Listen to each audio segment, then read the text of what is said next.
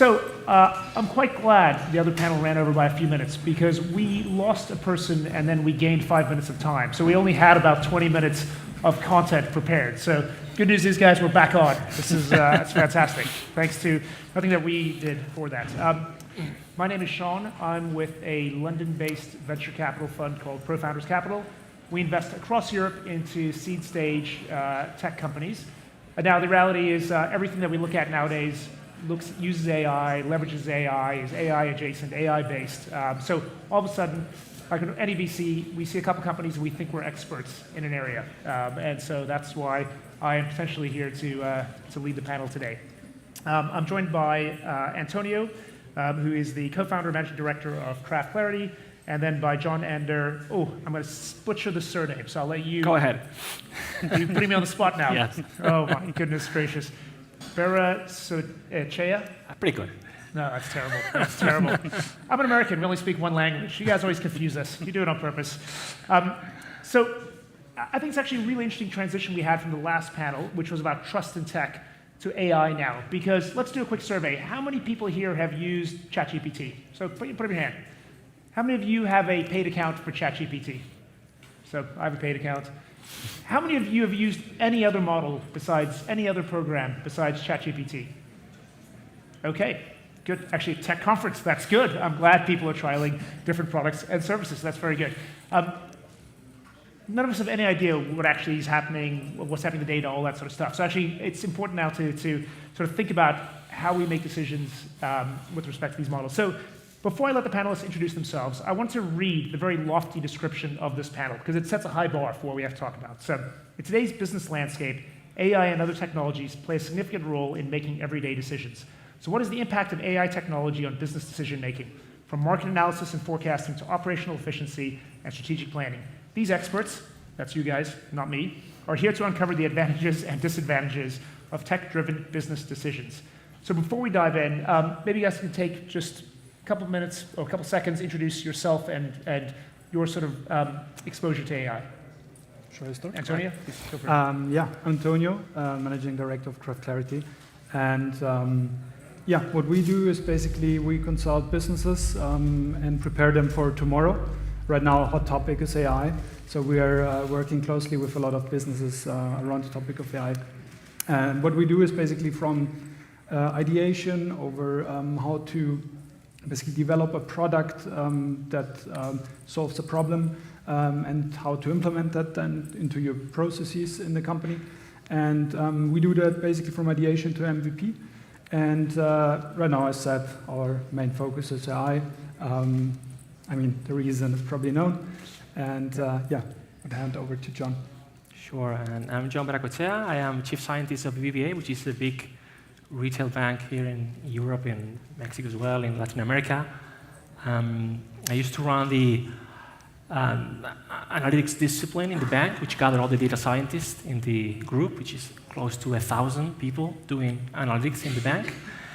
And the current problem is how to scale AI in an organization so big as BBVA. Yeah. Amazing. Fantastic.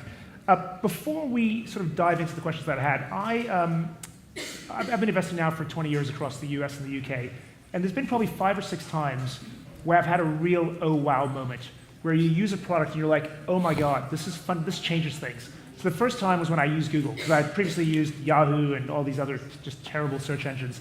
And you use Google and you're like, oh my god, this just really works. And for me that was transformational. Spotify was another one the first time I used it.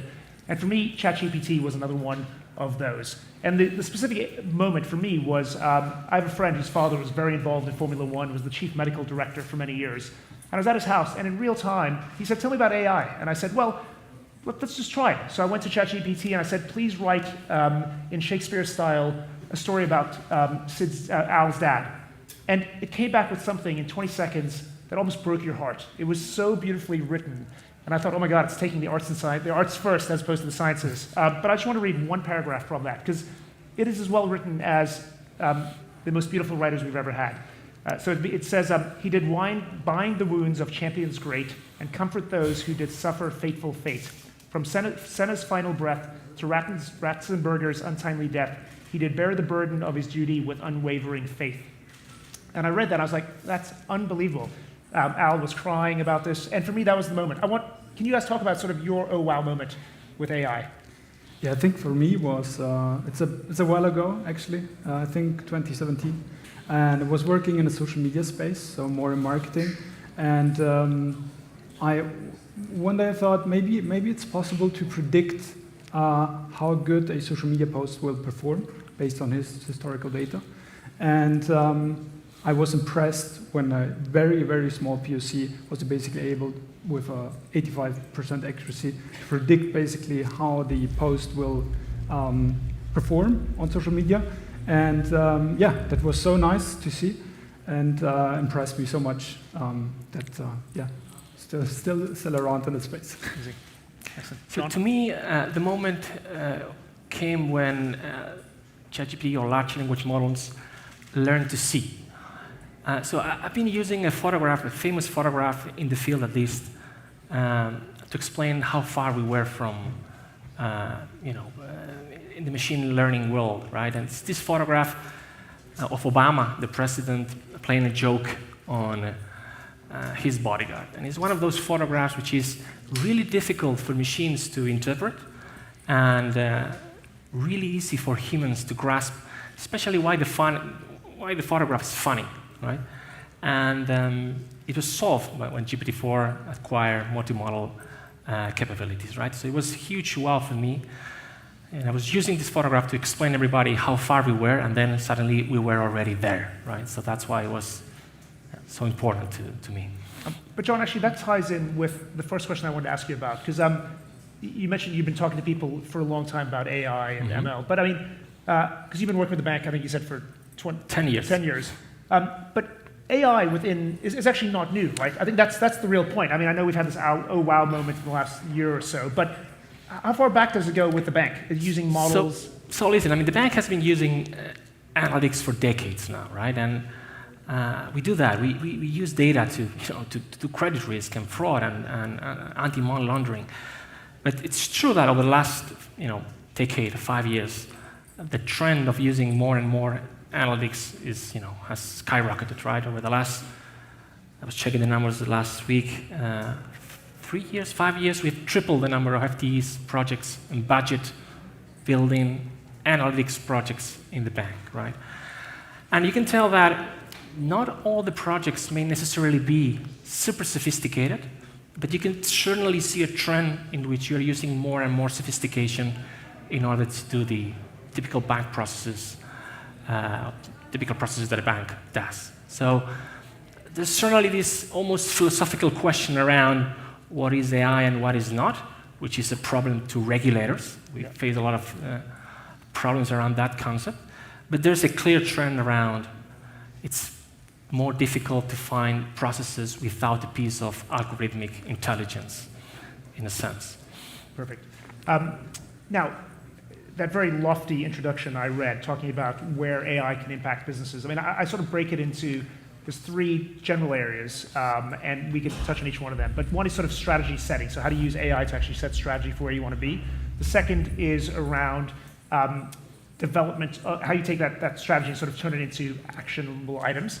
And the third is actually at the operational level, how are you using AI to whether it's make people more efficient internally, to run things more quickly, et cetera. So I thought, let's start, I was originally said let's start at the lowest level, but actually let's start on the strategy side. And maybe, Antonio, you can talk about sort of how are you guys using AI internally? And then maybe with your clients, what's the sort of top request that they've got right now? Yeah, so we mainly use it basically in the preparation of the strategy. So basically in entire research, market intelligence, feeding all the data in, and then trying to basically understand the market better, the competition better, and that helps a lot into basically starting out into basically then developing a strategy for something.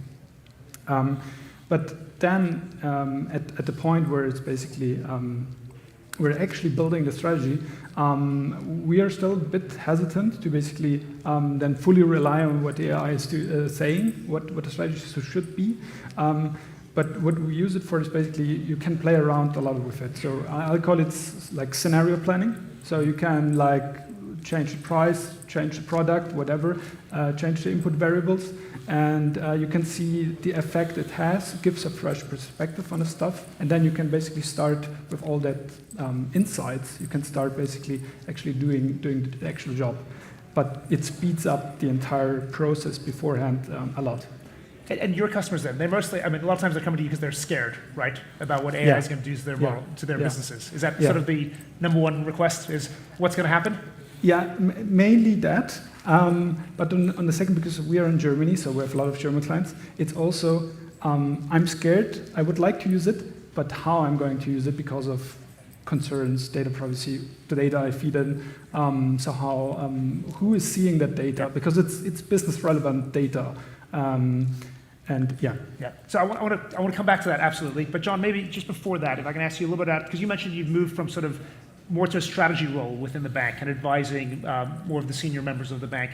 How are you guys then as a group thinking about what AI, the sort of the benefits it could bring to the bank versus the fears? Sure. I mean, one of the big changes that the advent of LLMs has brought is that it used to be really hard for us to build applications on top of a language. Language is like really hard. There's no tickets, there's no labels.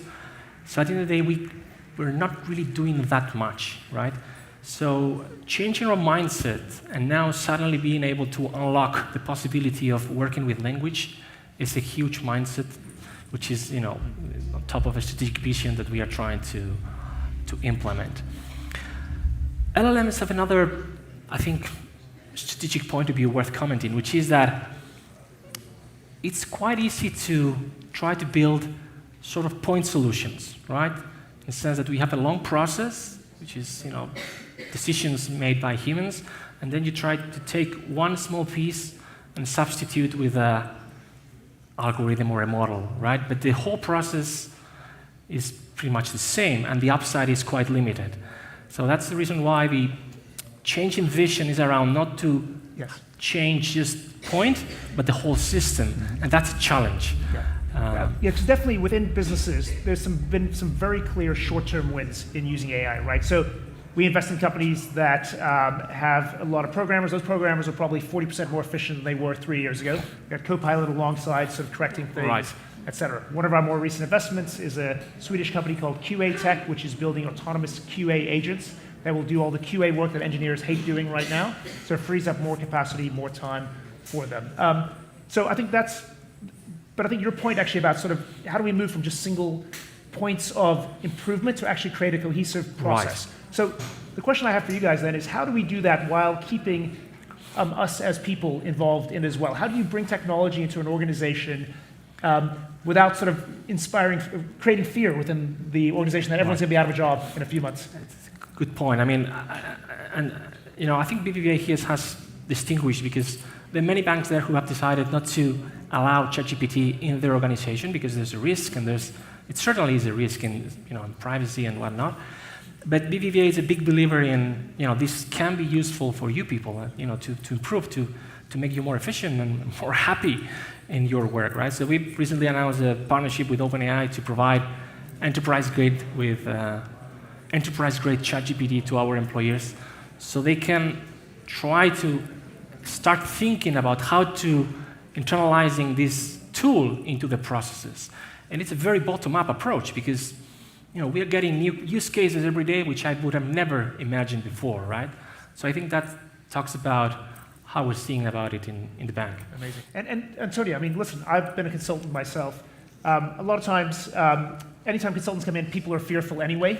As much as you say we're actually here to help, how do you guys think about leveraging AI or bringing AI into organizations where there's already a little bit of mistrust as an external person?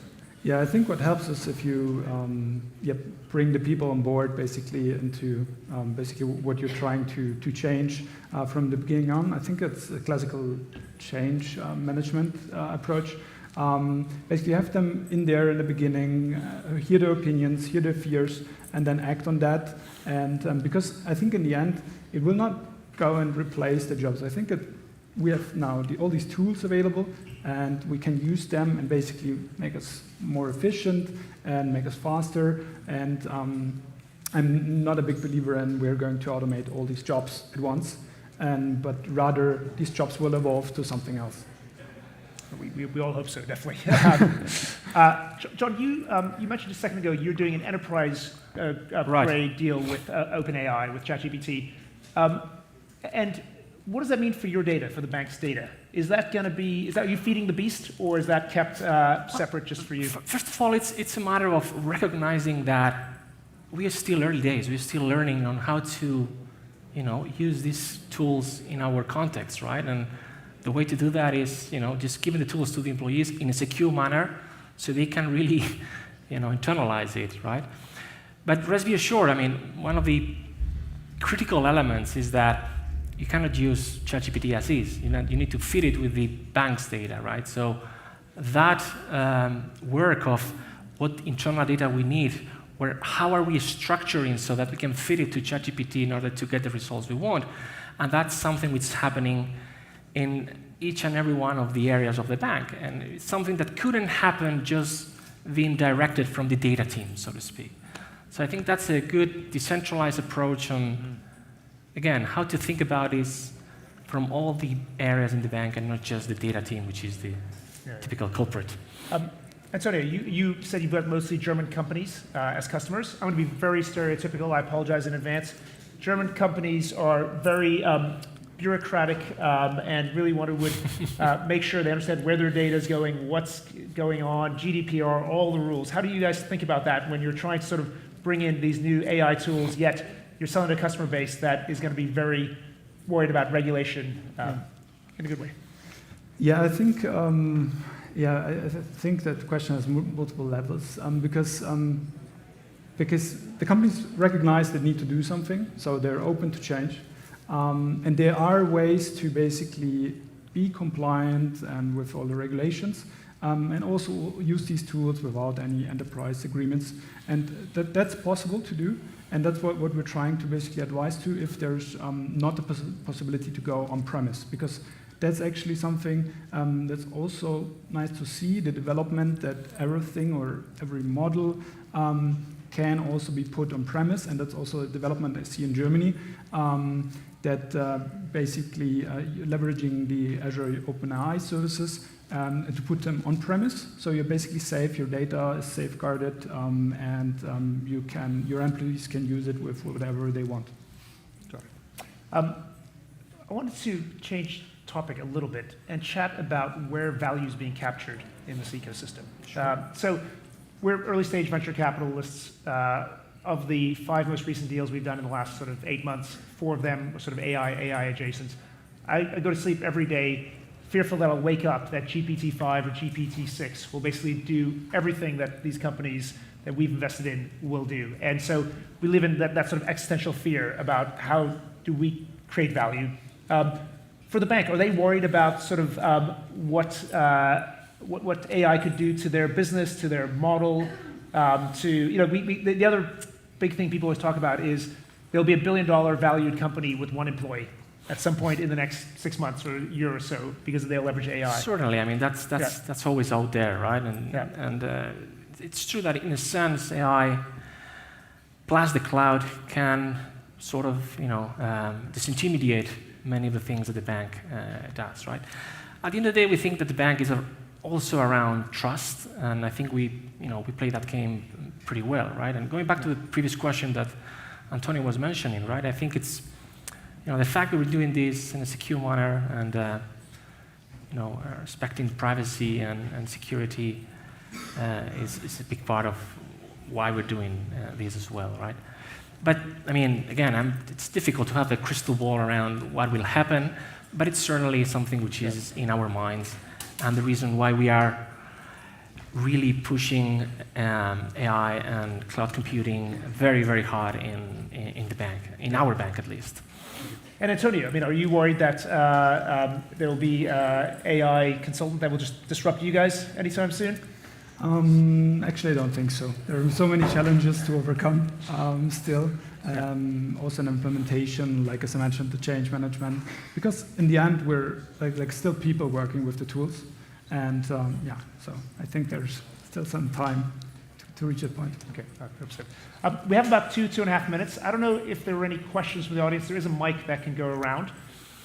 So please, we have people that know a lot about this and about how businesses can leverage AI. So if there are any questions, yeah, please. So actually, to the last question. Oh, there we go. To the last question. So you say you don't think consultancy will be replaced by AI anytime soon. What is your framework for thinking that? And I mean, I'm not talking about the type of consultancy where you go to an enterprise like an Accenture and do a multi-year study on something, but simpler consultancy to more everyday types of activities, like let's say people consulting how to build a resume. These are consultants that you can personally, like, what do you think the time frame for that is? I'm quite certain it's going to be much bit faster than the other one, but what are your opinions? Yeah, certainly for simple type of consultancy, it's certainly probably like 5 years maybe. But I'm speaking like basically of consultancy where we're truly going into that, understanding everything, and then trying to reach a point where you can truly leverage something and help a business going forward.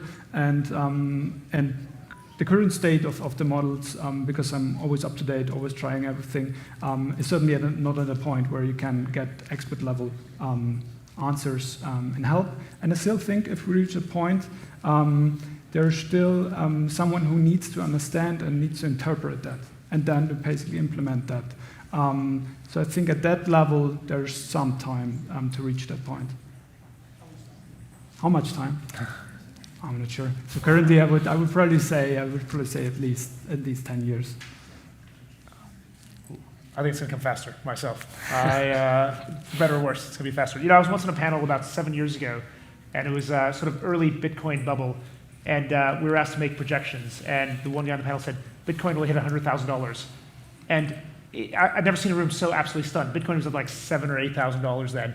People couldn't believe it. So I'm going to make an outlandish sort of prediction like that, which I think within a couple generations of these models, we're going to be blown away by what they can do, and especially some of the work that I've seen now where they have different models sort of work together to do things, and they sort of find that 1 + 1 is not 2, it becomes, 1 + 1 is 3 or 4 in that case. So we'll see. We're out of time. The previous panel ran over, so I'm going to run over by just a minute, so I don't know if there's one more question out there we can answer. Nope? Okay. Great. Thank you guys very much. Really enjoyable. Thank you. Thank you.